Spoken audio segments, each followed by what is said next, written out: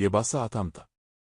አብሮ አደግ እኩዮቿ ቀድመው በመዳራቸው ምክንያት እሷ ብቻዋን በመቅረቷ ዘወትር የሚከፋትና የምትበሳጭ አንዲት ልጃገረድ ነበረች። ነጋ ጠባ አሳብና ጭንቀቷ ሁሉ ባልንጀሮቼ በወግ በማዕረግ ሲዳር ሲወልዱና ሲከብዱ እኔ ግን ብቻዬን ቆሜ ቀረሁ እያለች ማማረር ነው። ልጅቱ ባለችበት አጥቢያ ወይም አካባቢ ባለቤተ ክርስቲያን የዕለት ተግባራቸው ጾምና ጸሎት የሆነ ከተሰጣቸው መቃብር ቤት የማይወጡ አንድ ታላቅ መነኩሴ ነበሩ። ልጅቱ ከዕለታት አንድ ቀን ይህንኑ ምሬቷን ይዛ እኒህ አረጋዊ መነኩሴ ዘንድ ቀረበች። አባቴ ተወልጄ ያደግኩት በዚሁ አካባቢ ነው። አብረውኝ ተወልደው ያደጉት ባልንጀሮቼ ሁሉ አግብተውና ወልደው ይኖራሉ። እኔ ግን ባል የማግባት ፍላጎቱ ቢኖረኝም እስካሁን ቆሜ እንደቀረው ነው እያለች በእንባ የታጀበ ምሬቷን ታሰማ ጀመር። በልጅቷ ንግግር ክፉኛ ያዘኑት መነኩሴ እንደምንም ብለው ካረጋጓት በኋላ አየሽ ልጄ፣ እኛ ሰዎች ስም ባል ብዙውን ጊዜ ባለን ከማመስገን ይልቅ በሌለን ማማረር ይቀናናል።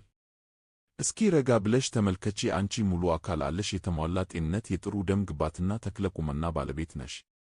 ዋናው ነገር ደግሞ ጤና ነው። ሌላው ሁሉ ይደረስበታል። ልመናን ከምስጋና ጋር ወደ ፈጣሪ ማቅረብ እንጂ ማማረር ደግም አይደል። የባሰ አታምጣ ነው ልጄ፣ የባሰ አታምጣበን ሲሉ ልጅቱ ከአፋቸው ነጠቅ አድርጋ ከዚህ የባሰ ምን ሊመጣ ነው አባቴ?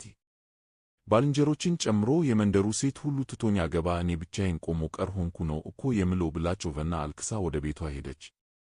አንድ ቀን ይህቺኑ ልጅ በአጉል ሰዓት የመንደር ጎረምሶች ያገኘትና ከክብር ያሳንሶታል ወይም ይደፍሯታል። ከሕመሟና ከስቃይዋ ትንሽ ስታገግም ለሁለተኛ ጊዜ ወደ እኒያ መነኩሴ አቀናች። የደረሰባትን ሁሉ አስረድታ በኃይል በመጮሄ እንባዋን ከለበሰችው። መነኩሴው የደረሰባትን ሲሰሙ በጣሙን አዘኑ። እባክሽ ልጄ አሁንም ወደ ፈጣሪ አምላክሽ ተመለሺ፣ የባሰ አታምጣ እያልሽ ተማጸኝ ሲላት፣ እሷ ግን ከዚህ የባሰ ምን ሊመጣ ነው እያለች በማማረር ተለየቻቸው። ከጥቂት ጊዜያት በኋላ ጽንስ መያዟ ተረጋገጠና መደፈሬ ሳያንስ ጽንስ መያዜ ምን ይባላል? እሺ የማን ልጅ ብዬ ላሳድገው ነው በማለት ክፉኛ ተማራ አሁንም ወደ መነኩሴው ገሰገሰች። መነኩሴውም ያንኑ ምሬቷን ከሰሙ በኋላ ነረ የባሰ አታምጣ በይ ሊሉ የተለመደ ምክራቸውን ሰጧት። እሷ ግን ልትቀበላቸው አልቻለችም። ከዚህ የባሰ ምን ሊመጣ ብላ ተነስታ ወጣች። መከራው ግን ተደራረበ እንጂ አልቀነሰም። የጽንሱ እድገት ቀጥሎ ሕፃኑ ሲወለድ ግን እጅግ በጣም አስደንጋጭና አሳዛኝ ነገር ተከሰተ። የተወለደው ሕፃን አንድ አካል ሁለት ራስ ያለው ነበር። ልጅቱ ግን በዚህም አልተማረችም። ዝም ብላ የባሰ አታምጣ ማለት ሲገባት ምሬቷን አባብሳ ቀጥላለች። ከጥቂት ቀናት በኋላ ደግሞ ሌላ አስቸጋሪ ነገር ብቅ አለ። የሕፃኑ አንደኛው ራስ ሲሞት፣ አንደኛው ግን ሕያው እንደሆነ ቀረ። አሁን ነገሩ ከበደ። ሞቷል ተብሎ እንዳይቀበር አንደኛው ራስ ሕያው ነው፣ የቀረው አካሉም ይሠራል አለ ተብሎ እንዳያድግ መንታ ከሆኑት ራሶቹ አንዱ በድን ስለሆነ የተለየ ጠረን ማምጣት ጀምሯል። ልጅቱ ይህንኑ አሳዛኝ ፍጥረት ታቅፋ ወደ እኒያ መነኩሴ በረረች። የደረሰባትን አበሳ በመሉ መሪር በሆነ እንባ አጅባ ተናገረች። የመነኩሴው ልብ ጥልቅ በሆነ ሐዘን ተነካ። ይሁን እንጂ ሐዘናቸውን ዋጥ አድርገው የልጅቱን ልብ ሰብሮ ለምክራቸው ተገዢ ያደርግላቸው ዘንድ ወደ ፈጣሪ ተማጠኑ። የተለመደ ምክራቸውን ቀጠሉ። ልጄ አልሰማ አልሽኝ እንጂ እኔ እኮ ገና ከጠዋቱ ነበር የነገርኩሽ።